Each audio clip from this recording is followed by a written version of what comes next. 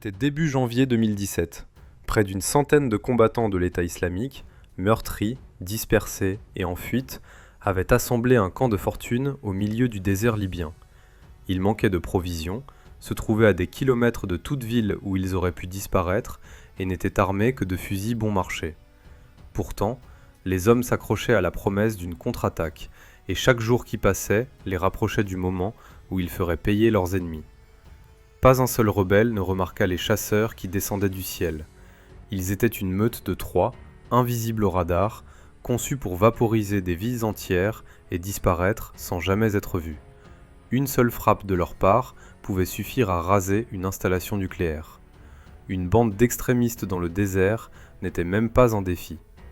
Mais les bombardiers sur le point de faire pleuvoir le feu divin sur le désert étaient là pour délivrer un message. Tout commença comme n'importe quel autre matin à Pico Rivera, en Californie. Un véhicule civil franchit les portes d'une ancienne usine automobile Ford. Lorsque les portières s'ouvrirent, un groupe d'hommes en sortit, se dirigeant directement vers le bâtiment devant eux. À l'intérieur, un agent de sécurité les attendait déjà. Sans un mot, il leur fit signe de suivre un couloir sombre.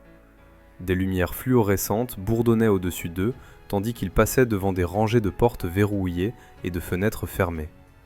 Au bout du couloir se trouvait une seule pièce, abritant uniquement une machine polygraphe et le technicien qui l'opérait. Les hommes retirèrent leurs vestes sans poser de questions. Ils connaissaient la procédure. Un par un, ils prirent chacun place, s'attachèrent et récitèrent le même serment. Ils l'avaient dit à personne, ni amis, ni famille. Pas une âme, en dehors de la chaîne de commandement, ne savait ce qui était caché dans cet endroit. Le technicien jeta un coup d'œil à l'aiguille, tandis qu'elle traçait des lignes nettes sur le papier. Il disait la vérité. Après une décennie de tension de la guerre froide qui avait failli plonger le monde dans une confrontation nucléaire à grande échelle, l'Amérique et l'Union soviétique avaient finalement accepté qu'il était temps de réglementer la production d'armes. Du moins, c'était l'histoire officielle.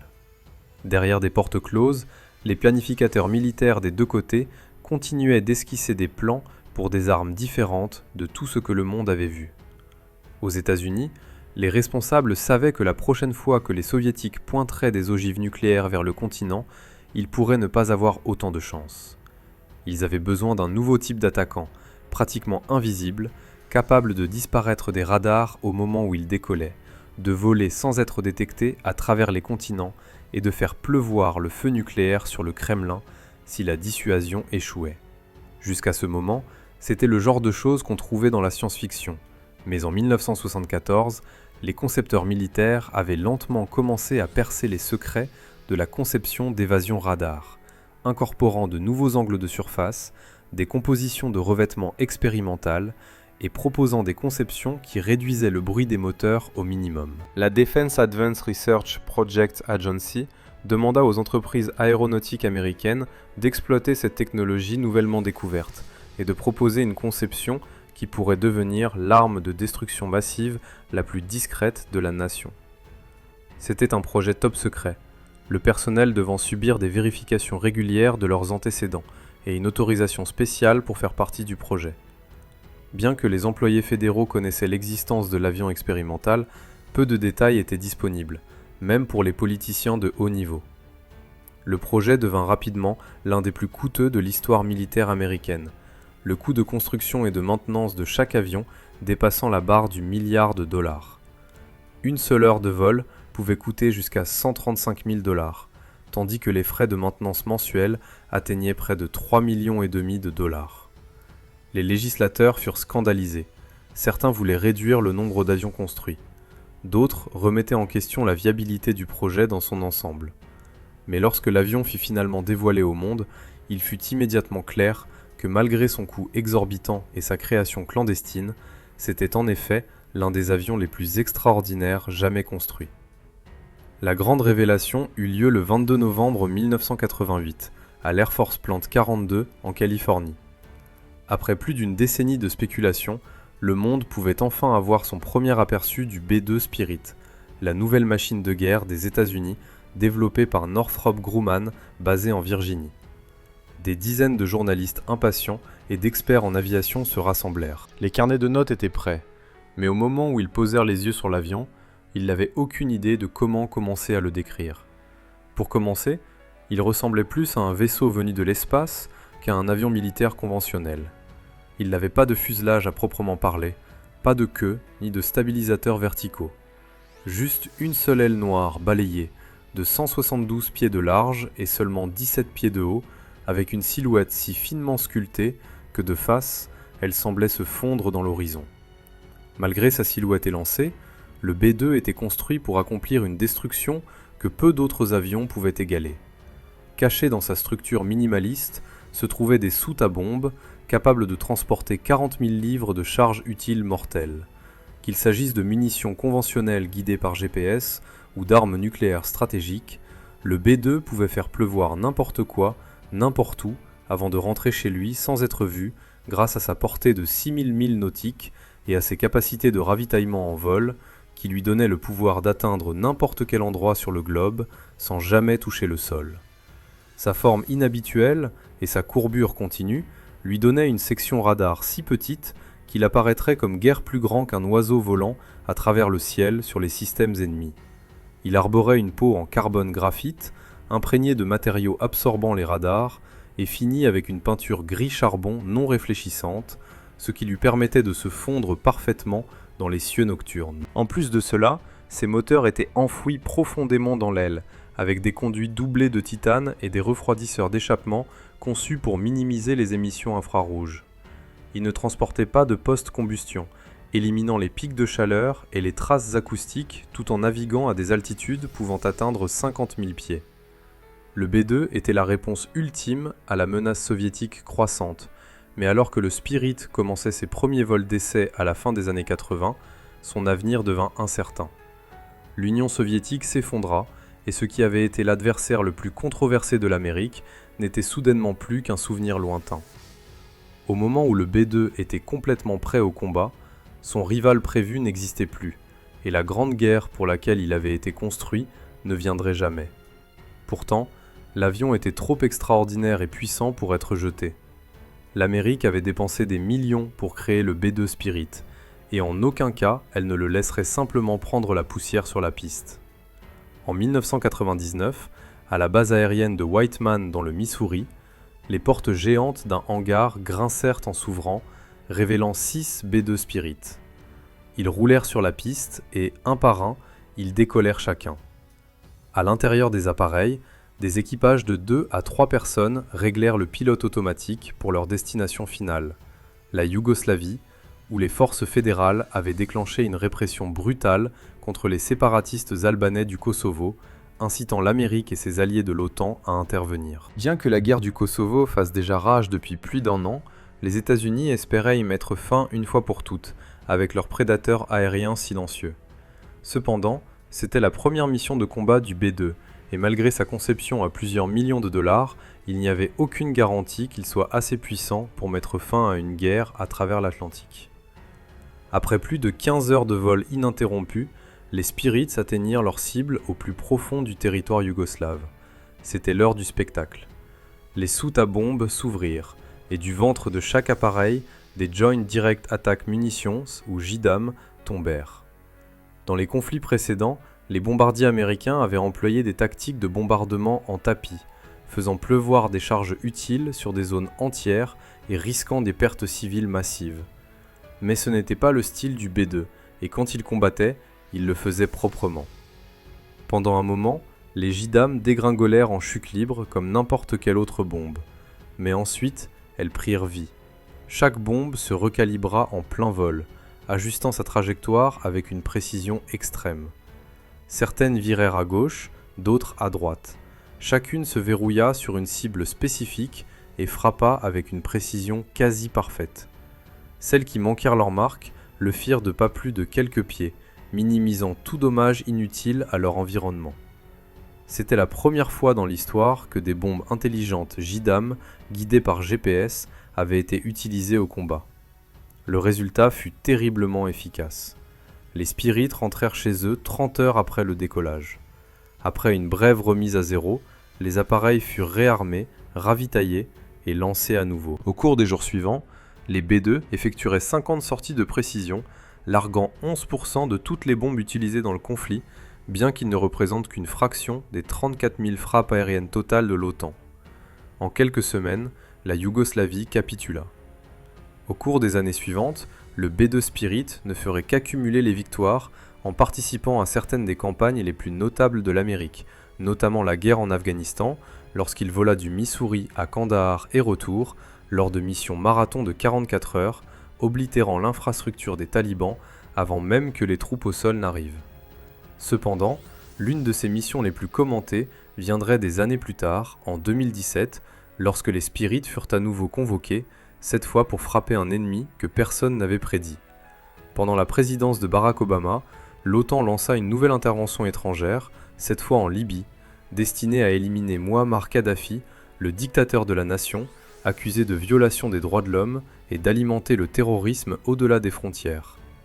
Les forces occidentales et les rebelles locaux balayèrent la nation, prenant d'assaut la capitale Tripoli à la recherche de Kadhafi. Mais il était introuvable. De retour aux États-Unis, les équipes de renseignement scrutèrent chaque signal et flux satellite. Kadhafi était supposé avoir fui avant que l'OTAN ne puisse l'atteindre, se cachant quelque part au plus profond du désert libyen, ralliant les tribus loyalistes pour une offensive finale. Les Américains devaient l'arrêter avant qu'il ne puisse rallumer la guerre. Soudain, un appel téléphonique satellite passa à travers les systèmes de surveillance américains. Kadhafi venait de révéler sa position. En quelques instants, un drone Predator, piloté à distance depuis une base sécurisée près de Las Vegas, traversa le désert libyen, scannant le paysage en contrebas. Ses capteurs se verrouillèrent sur un convoi, 75 véhicules, soulevant de la poussière alors qu'ils se dirigeaient vers l'ouest de Sirte. L'ordre fut donné et le Predator libéra son missile Hellfire. Quelques secondes plus tard, le rugissement des jets français Mirage 2000D suivit, plongeant pour déclencher une attaque aérienne coordonnée. Le convoi se brisa, les véhicules se dispersant dans toutes les directions pour éviter les obus entrants. Pourtant, d'en haut, les pilotes ne pouvaient pas confirmer quel véhicule transportait Kadhafi, lui donnant juste assez de marge de manœuvre pour sortir et conduire au-delà de la tempête de missiles. Une fois hors de la ligne de tir, le groupe de Kadhafi abandonna l'épave et rampa dans un tuyau de drainage en ciment, espérant survivre à l'assaut ennemi. Mais bientôt, les forces terrestres libyennes locales trouvèrent leur emplacement. Ils se rapprochèrent et le traînèrent hors de sa cachette par la force, l'exécutant sur place. La mission de l'OTAN avait réussi et le dictateur qui avait dirigé la Libye pendant 4 décennies était finalement parti. Pourtant, aucun plan sur ce qu'il fallait faire ensuite n'avait été fait, une erreur que des années plus tard, le président Obama décrirait comme sa pire erreur. Avec Kadhafi parti et aucun gouvernement pour combler le vide, la Libye sombra dans le chaos. Alors que les frontières se brisaient, les seigneurs de guerre montèrent pour revendiquer le contrôle absolu de la terre et les milices descendirent dans les rues.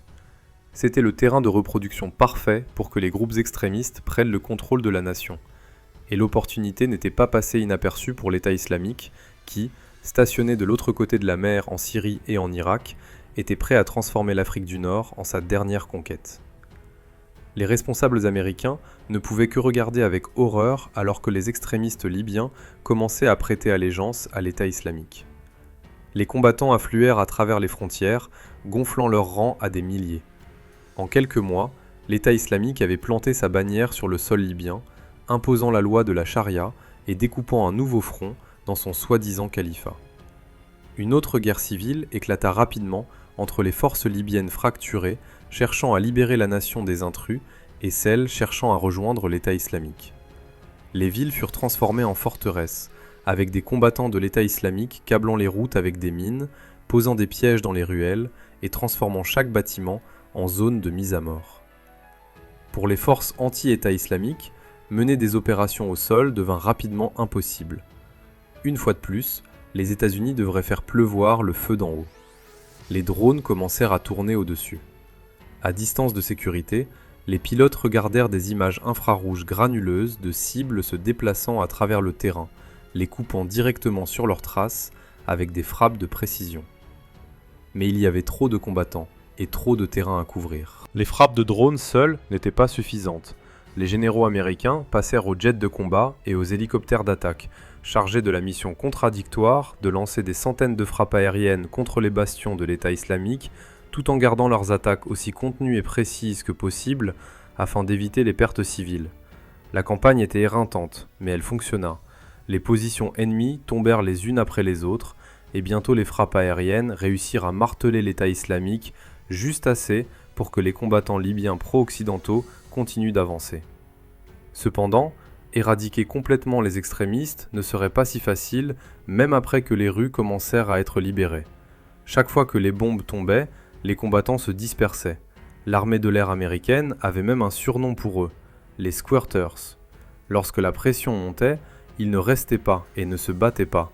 Ils suintaient à travers les fissures vers de nouveaux emplacements, y compris les zones urbaines voisines où les Américains ne pouvaient pas les suivre. Cependant, l'un de ces groupes de Squirters, environ 100 combattants, s'enfuit dans le désert aux abords de Sirte. Les drones de surveillance les repérèrent rapidement.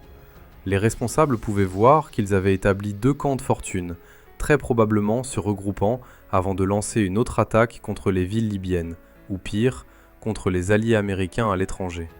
Pour les loyalistes de l'État islamique, c'était un mouvement risqué, car ils étaient à découvert, sans défense aérienne, sans couverture et loin des civils qui pouvaient utiliser comme bouclier pour éviter les frappes américaines. Pour le dire simplement, ils venaient de se transformer en cible parfaite.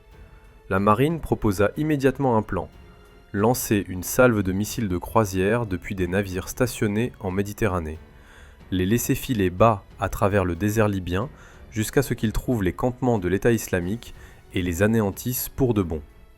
À $1 million par missile, ce ne serait pas une mission bon marché, mais l'Amérique était prête à payer le prix si cela signifiait effacer la menace de l'État islamique. Cependant, alors que les analystes étudiaient le terrain, il n'était pas certain que l'approche de la marine soit la bonne stratégie. Les camps n'étaient pas structurés comme des bases militaires, ils étaient dispersés et improvisés. Des dizaines de combattants de l'État islamique étaient en mouvement à tout moment, dispersés à travers le terrain. Un missile de croisière pourrait frapper fort, mais il n'aurait pas tous les combattants. Trop d'entre eux survivraient et suinteraient à nouveau dans le désert. Il n'y avait qu'un seul moyen de garantir un balayage complet, une frappe aérienne de précision. Presque tous les bombardiers de l'arsenal américain étaient plus que capables d'accomplir le travail.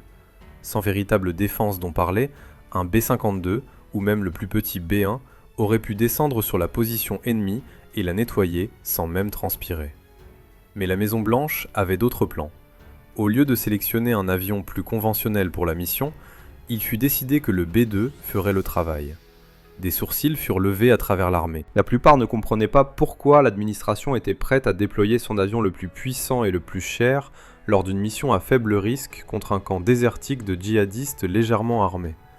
Certains affirmèrent qu'il s'agissait de justifier le budget de fonctionnement de l'avion avant la fin de l'année fiscale.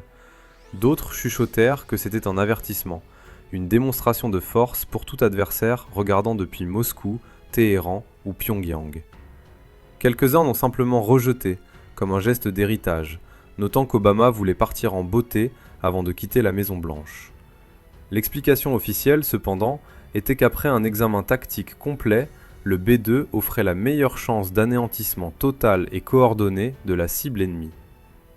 L'appel arriva début janvier. Une ligne sécurisée s'alluma à la base aérienne de Whiteman, dans le Missouri, domicile de la flotte de B-2 Spirit. Le message fut bref. Les pilotes du 509e escadron de bombardement étaient en route pour la Libye.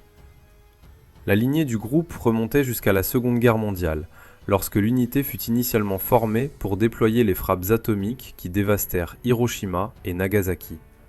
Maintenant, plus de 70 ans plus tard, les pilotes des redoutables B-2 se préparaient pour une autre frappe historique. Le lieutenant-colonel Nicolas Polydor, commandant du détachement 5, 29e escadron de système d'entraînement, déclara dans une interview qu'il se préparait et s'entraînait chaque jour au cas où il serait appelé demain. Il n'exagérait pas. Au moment où l'appel arriva, les membres d'équipage de la base aérienne savaient exactement quoi faire. Plus de 100 personnes se déplacèrent comme une horloge, chargeant près de 80 000 livres de munitions de précision dans les soutes à bombes de 3 Spirit dans le secret absolu.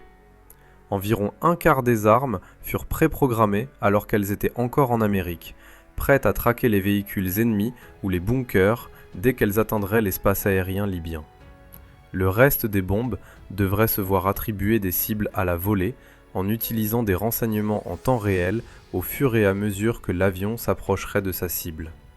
Polydor expliqua que c'était comme un ordinateur volant, où il pouvait saisir la pression, la vitesse ou la cible pour une arme depuis ce panneau et l'envoyer.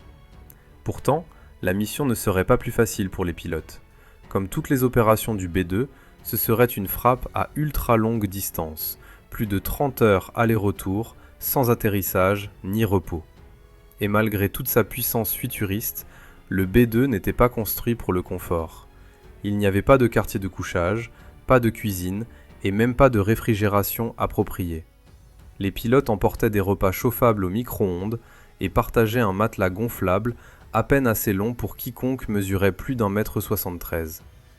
En raison de cela, les équipages bénéficiaient d'une période de repos obligatoire de 3 jours pour se préparer au lancement à venir. Cependant, la plupart n'en avaient pas besoin. Ils étaient habitués à ce genre de mission marathon.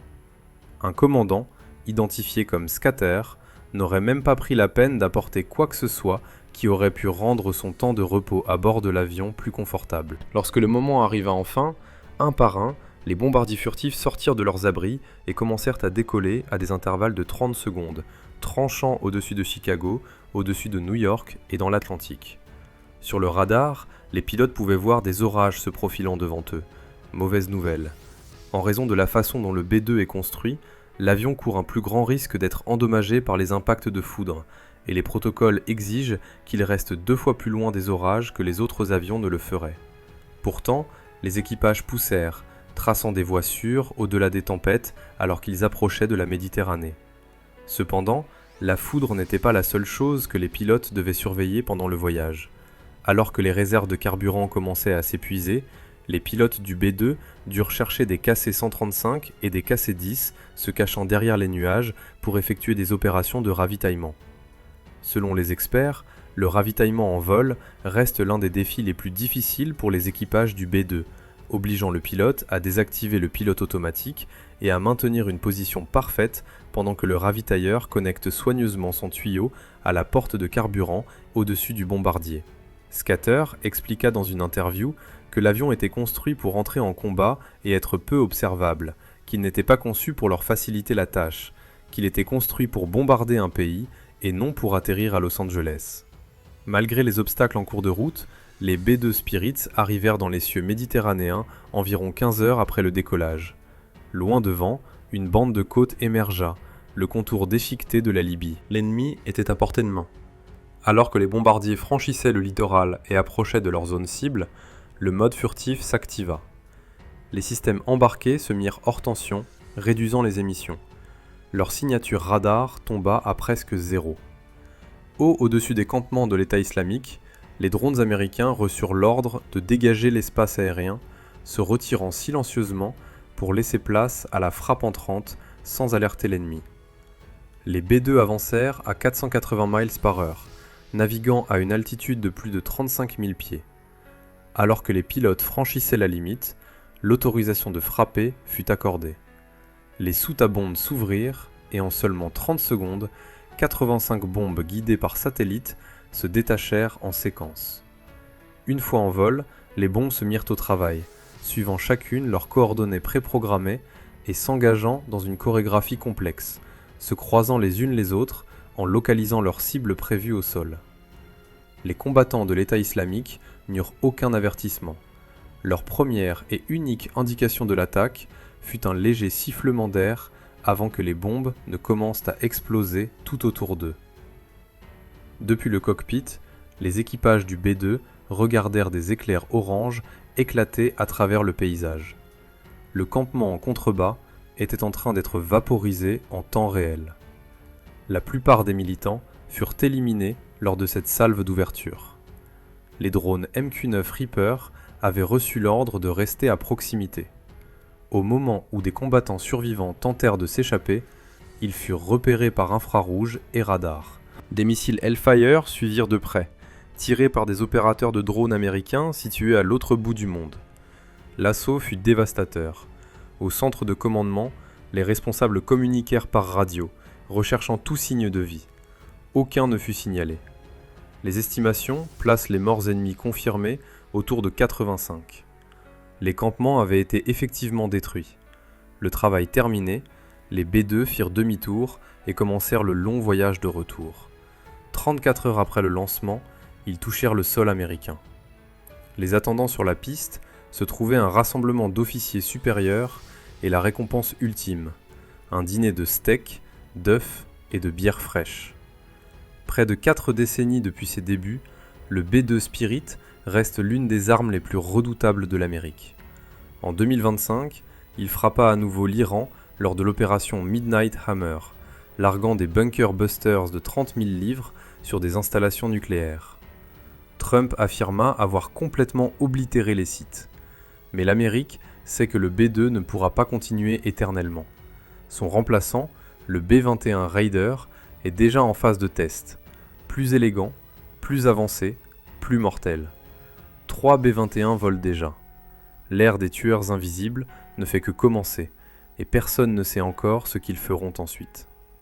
Si cette histoire vous a captivé, laissez un like, commentez ce que vous pensez de ces géants invisibles, et abonnez-vous pour plus d'histoires fascinantes.